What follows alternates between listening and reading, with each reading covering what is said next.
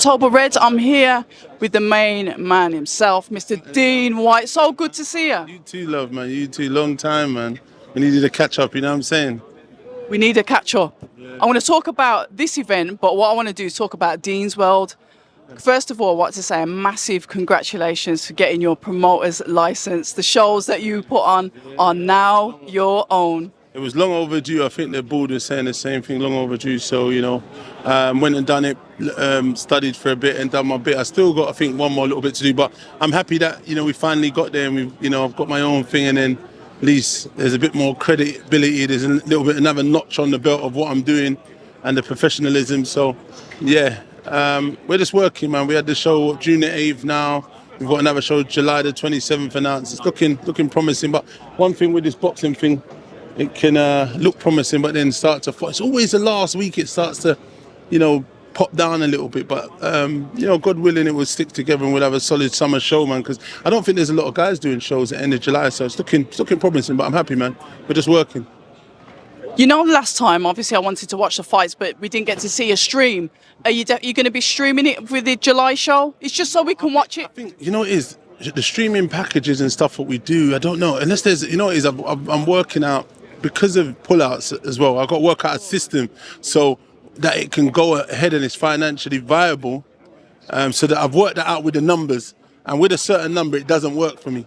So I've cut back a little bit just to make the numbers so it's a business and it works. It needs to work, do you know what I mean? And we scale it up when there's a title fight and so on and so forth. So we just got to be smart with the budget and how we maneuver the things, because we were throwing money at stuff even when it weren't working as we'd like. But, the climate we're in now, it's not a smart move to do stuff like that. So I've got to be a bit more mindful of budget and the money and how things are going to work. But right now I've got a formula and it's working on a low number, and I'm still able to do the show and it's good. So it was a little while for me to get the adjustments and where we were, but that's experience and time, and we've got that.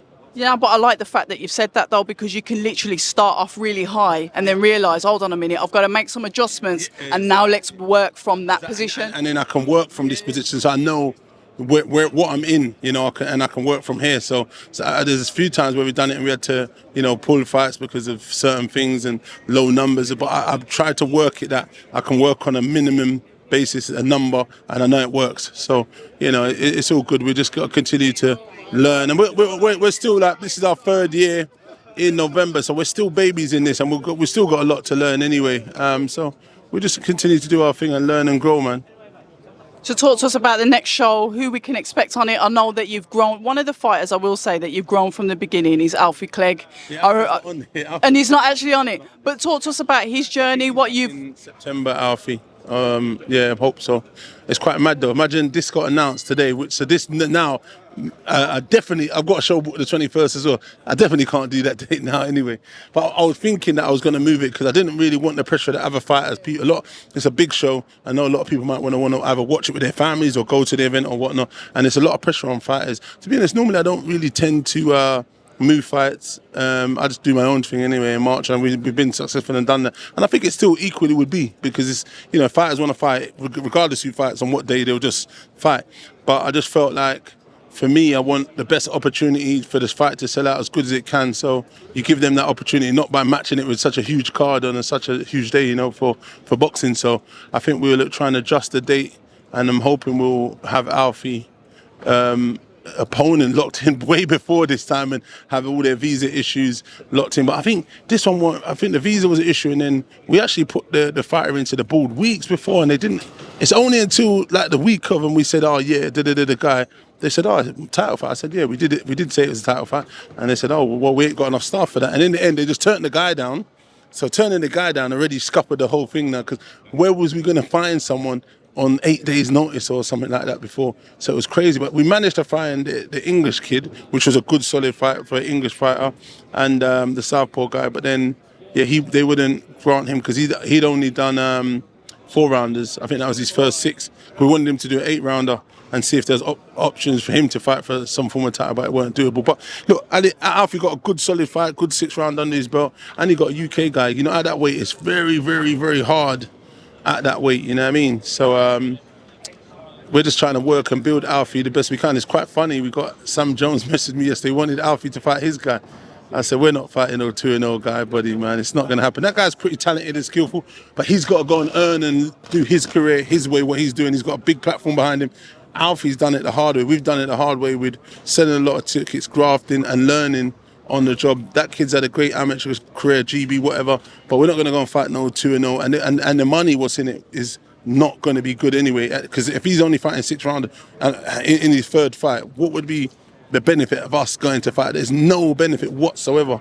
So I said, nah. I said, go and fight some of the guys Alfie's faced or something, and your kid can build on and do some stuff. I know a good kid that Alfie fought twice that he could fight, which he would give him a good little run for his money, and he would give him some good rounds. I can't remember his name right now, but he's a known little flyweight guy, pretty dangerous. He actually stopped that guy Alfie faced. You know what I mean? But he's decent, one little small guy, little maniac southpaw man from Spain or whatever. I can't remember his name right now. But he should face him. I think that'd be a good fight for him. But that kid looks good. But he does look big for the weight, though, that guy. Or it might be the TV that makes him look a little bit bigger. I'm not sure. Well, one of the good things is, and fair enough, you saying, yeah, okay, we're not going to do it, is the fact that guys are looking at your fighters on your shows to bring them in. And that's a progression, right? Yeah, I guess, guys are, looking and seeing what we're doing. Obviously, maybe they're seeing, maybe they believe they got the beating of man's guys. I don't know what it is, but like you're saying, they're noticing that we're building something, and it's the question. Sam's a good guy. He's fortunate he's got a lot of guys on these big platforms, and that's good for him and his guys. Hopefully we'll be in that position one day, and we'll be able to look at people who to pick and so on. So it's one of them. But I think personally, I just want to build my own thing, because I don't want to be asking people for this or favors or anything, because there's no favors in this game. No one gives you no hand up. They don't give you no favors. So, whatever's masquerade as a favor has always probably got some dangerous attachments behind it. So yeah. One thing I wanted to touch on as well is just to ask how the foundation's going for Perm. I know obviously you set up the charitable foundation, you've done like the charity boxing. How's that going? Yeah, it's a slow burner. We're just waiting and trying to find some clubs that we can connect with that will do. And I think I've got some guys who've got some clubs, so I'm going to be doing some stuff with them. I might be doing some stuff with some kids in different places. I think this guy is opening a gym in Kingston, which is near Toll, which is going to be good because, we'll be local, exactly. So we want to try and tunnel and push stuff along.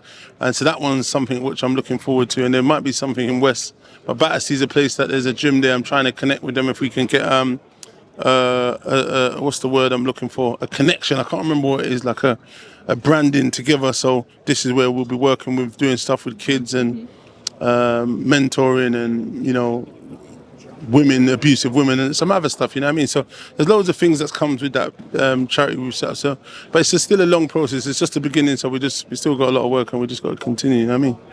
But we are here. We are here in Wembley. I want to ask you about the Joshua VS versus Willie Hutchinson. It's a good fight. Good fight. Obviously, Willie beat my guy, man, Craig. Not going to lie, I didn't expect it. Craig underperformed, as we know what Craig levels he can be. And then obviously, great performance from Willie, though. I'm not going to pretend like it's not. It's a good win for him, coming back from the clutches of defeat where he got beat by, what's that? Lennox Clark. Good win, Lennox Clark. Yeah, and he done his thing, you know what I'm saying? So, yeah, when you look at boxing, man, it's got so much tops and turns. What you expect is, it doesn't work out sometimes what you think, you know what I mean, and how things are. But I mean, this is another step up. Obviously, what Whyte is a proper seek and destroy customer. He's nothing like actually how Craig boxes. So I don't know where Willie got that from, but Willie. Listen, he's a mouthpiece. He loves to talk and does things. He's a cool kid. To be honest, he was someone who was reaching out and messaging me a lot. When my son passed, so I got time for him. Like all the time, he's like, I'm thinking of you. You know what I mean? So he's a good kid. Got nothing bad to say about him. Because like I said, when man was going through things, he was one of the people that were just reaching out on not once, on multiple occasions. So got to give him his credit. You know what I mean? We've always talked and spoken, because I was even talking to trying to sign him back in the day. Yeah. So me and him was talking from then, and I was trying to help him out, give him some advice. But like I said, Whyte's a good kid, South Londoner. I think it's going to be a good fight. He's a good mover, Willie. South switching, good mover. So it's not an easy fight, but in terms of high level fights, Whyte's got that. But I think Bryce has got a bit more of that aggression. But that skill set, I think it's a good fight, to be honest. But I feel that if you're looking for the experience, I think the experience probably is with Boatsi, being an Olympian and the stuff he's done. But I guess it means nothing on the night once you're in that ring and two guys there. And it just depends who turns up as well. So, I mean, it's a good fight. Good, solid fight. And hopefully it lives up to what it's meant to be. I've got to ask you, because we're getting pushed on, I've got to ask you about the main card, obviously Joshua. Great card, I think. The main event, I think, if you're looking at things, Joshua is just literally his pedigree and his skill set he's better in every department than Daniel. So I like Daniel, and I think Daniel's done tremendous under Don Charles where he is now. And I mean, he's had some great wins. I didn't back him to get beat none of those guys, and he's managed to prove us wrong and do his thing. So I think credit to him. But if he takes the kind of punches he took in the Hrgovic fight in the early rounds, he's going to be wiped the floor with. Joshua will clean. He's a finisher. He's a closer, and that 1-2, it hits the money, man. Once it starts hitting the money and he starts pinging that head back, it's over for Sunshine. So let's see, but it's definitely a great fight that the fans look forward to watching. You know what I mean? On Twitter today, or sorry, I should say X, there's people still asking about Dillon. When's Dillon going to be back? He's training. He's there. Literally, I imagine. I just spoke to someone now. It's funny because I was talking to him yesterday about a fight in particular, and then a man here that's in big control here doing his thing, I said, that's a great fight, I can make that happen immediately. So I was like, oh shit, look. And I said to him, at the end of the day, you've been away for a minute, you're going to have to get on the saddle and start somewhere to get somewhere. So, I know him and his teammates look at it and think something different, but I think there's something here.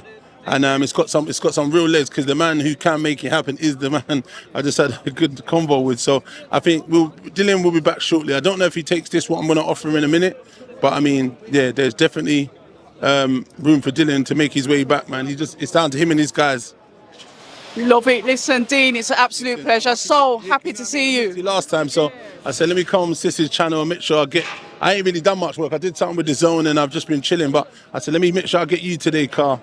I gave these little hounds of Baskervilles all my time the other day, dry out my blood clot mount, and then anyway, sure. Listen, we love it, Dean. Until the next time. Yeah, all right. Take care, guys. Bless her. People say I'm toxic, and honestly, I don't care.